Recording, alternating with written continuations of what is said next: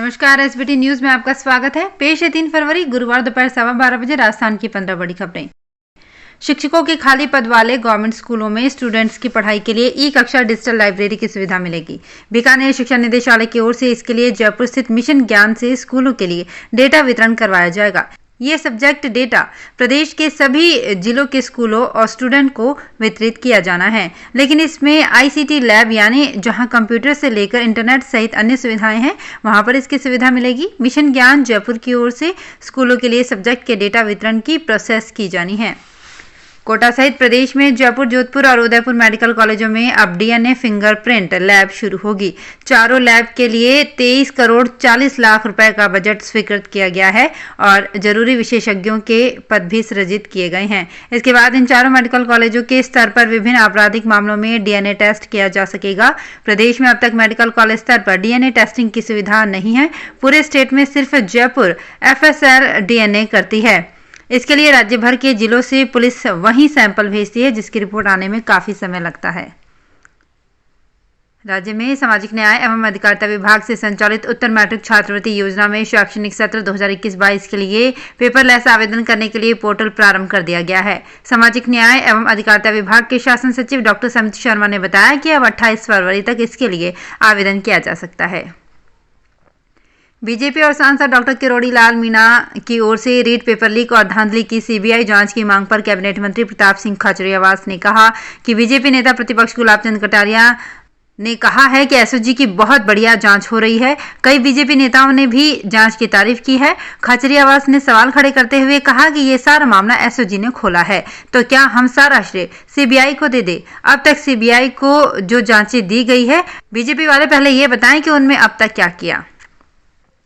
Jaipur discom के city circle के engineer बिजली कनेक्शन के लिए उपभोक्ताओं को धड़ल्ले से प्रताड़ित कर रहे हैं। डिस्कॉम प्रबंधन ने सिस्टम होने पर हाथों हाथ कनेक्शन देने का नियम बना रखा है, लेकिन फील्ड इंजीनियर ट्रांसफार्मर में लोड व जगह नहीं है और शपथ पत्र के नाम पर उपभोक्ताओं को दफ्तरों के चक्कर लगवा रहे हैं। डिस्कॉम में बिजली कनेक्शन की फाइलों की ऑडिट और फील्ड में टेक्निकल वेरिफिकेशन नहीं होने के कारण सब डिवीजन में एईएन और जेईएन की मनमर्जी बढ़ गई है।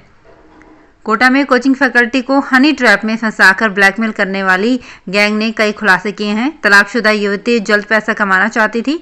बॉयफ्रेंड को युवती के कोचिंग फैकल्टी से जान पहचान होने का पता चला तो उसने प्लान बनाया। पूछताछ में युवती ने बताया कि वो ब्यूटी पार्लर का काम करती थी। बॉयफ्रेंड अमन के कहने पर ही गैंग से जुड़ी। पिछले 1.5 महीने से कोचिंग फैकल्टी को जानती थी। अमन ने युवती को पैसों का लालच देकर कोचिंग फैकल्टी को झांसे में लेने के लिए तैयार किया था।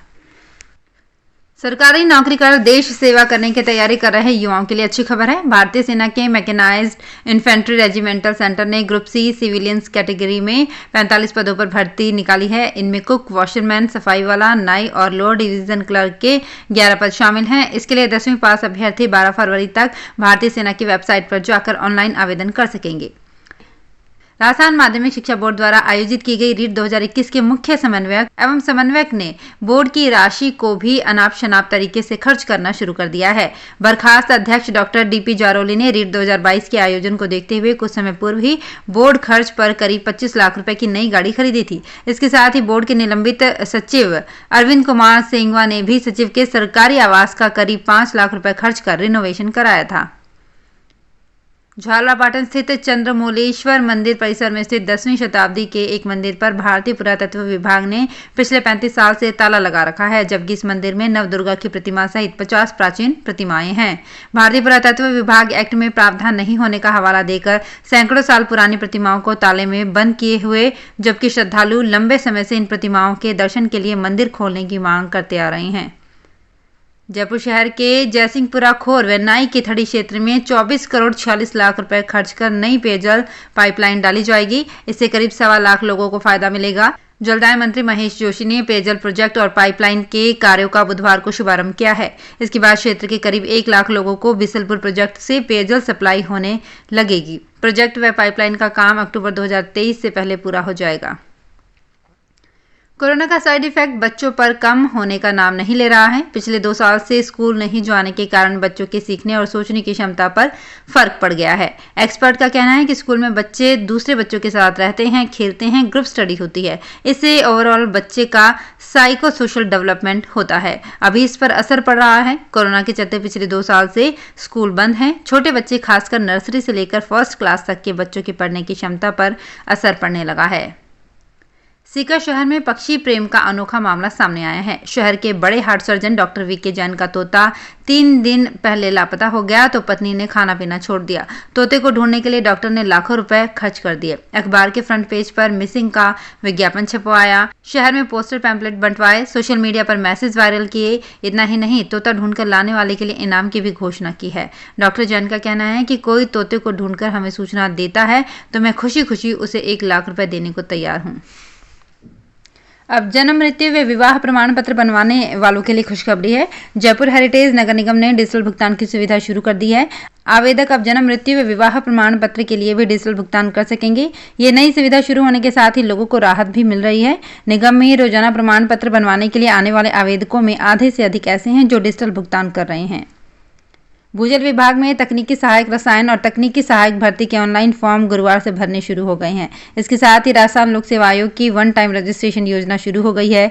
कृषि अनुसंधान और सहायक कृषि अनुसंधान अधिकारी भर्ती के फॉर्म शुक्रवार से भरे जाएंगे। आयोग को भूजल विभाग में तकनीकी सहायक रसायन और तकनीकी सहायक भर्ती और कृषि विभाग में कृषि अनुसंधान अधिकारी व सहायक कृषि अनुसंधान अधिकारी भर्ती 2022 की अभ्यर्थना मिली है।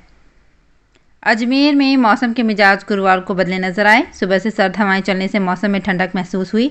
हवा संग धूल भी उड़ती रही। धूप निकलने के बावजूद हवा चलने से हल्की सर्दी बनी रही। न्यूनतम तापमान 10.1 डिग्री सेल्सियस दर्ज हुआ और सुबह से तेज हवाओं के कारण ठंडक घुली रही। हवा चलने से धूल मिट्टी, पेड़ों के पत्ते उड़ते रहे। हवा में ठंडक होने से लोग गर्म कपड़ों में लिपटे नजर आए। हल्की धुंध भी मौसम में दिखाई दी। तो फिलहाल इस बुलेटिन में इतना ही। फिर हाजिर होंगे कुछ और बड़ी खबरों के साथ। एसबीटी न्यूज के और भी वीडियोस को देखने के लिए हमारे चैनल को सब्सक्राइब करें और नोटिफिकेशन पाने के लिए बेल आइकन को प्रेस करें।